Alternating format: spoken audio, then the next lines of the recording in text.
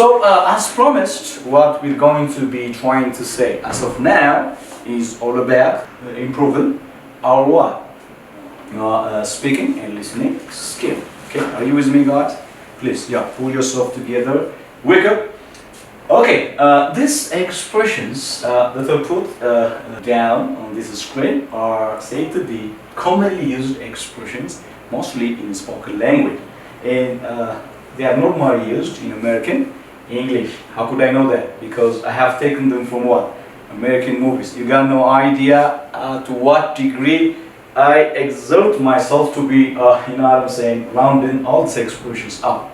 It took time, so please, I simply worked hard to be coming up with them. So use them up, okay? They are said to be very communicative.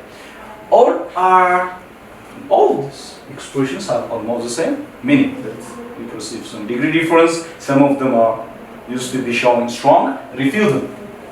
What do you mean by refusal? Refusal means what? To say no, right? To say what? No. So, for example, no is the kind of expression that most of you are quite adapted with. So the remaining can possibly be replacing what? No. But the question is, these ones are, I think, a spice of language. They can make your speech more interesting to listen to. They're spice, they sweeten, they beautify your language. You can check them out. No is the informal way of what? No. You know what kind of people you are supposed to be using informal expressions toward. Yeah, we've talked about that in our spoken class. No can do.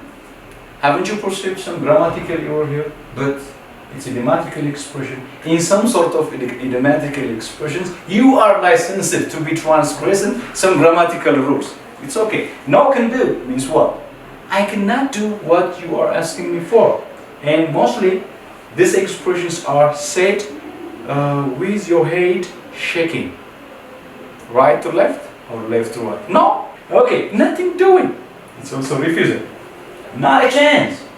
Because there is no any chance to let what you are asking me for to be what? Happening. Okay, it's a refusal. You're out of luck. Because there is no any chance, there is no, and you are not lucky. So I'm not going to be doing that. Save your brothers. You could say, save your brothers.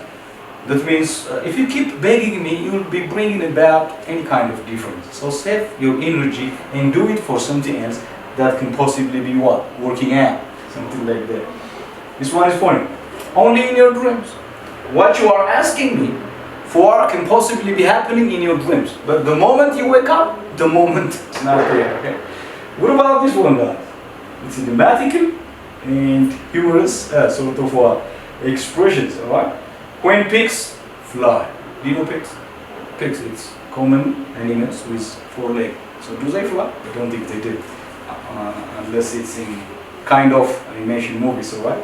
So when pigs fly means I will be doing what you are asking me for when pigs start flying. That means what? Pigs will never fly and I will never be doing what you are asking me for. Give it up. You see? Very good. When pigs start flying, come back and ask me again, I'll do that. This one is the strongest one. Over my dead body. You see my reaction? Over my dead body. That means what? What you are asking me for will never be happening since I am alive. After I die, I don't care. Okay? Not for $1 million. Guys, is there anything that you're going to be showing your refusal against? If $1 million, not per, $1 million is offered right in front of you. Is there anything? I don't know, but according to this, even if you give me $1 million, I'm not going to be doing what you're asking me for.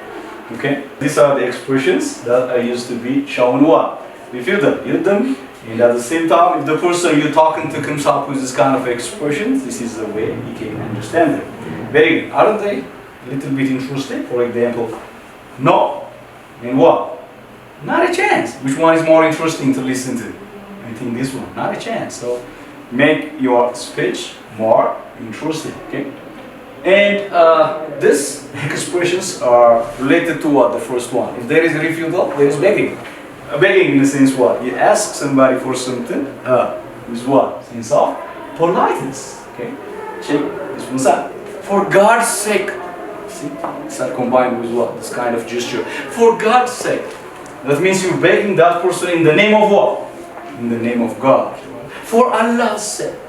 Please do that. I'm begging you to do that for me. In the name of what? Allah. Way of what? Begging. For your mother's sake. In the name of your mother.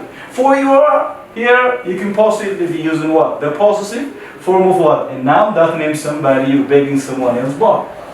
For example, for your children's sake, for your wife's sake, for my sake, for your beloved sake. Or you can say what? I'm begging of you. Begging of you.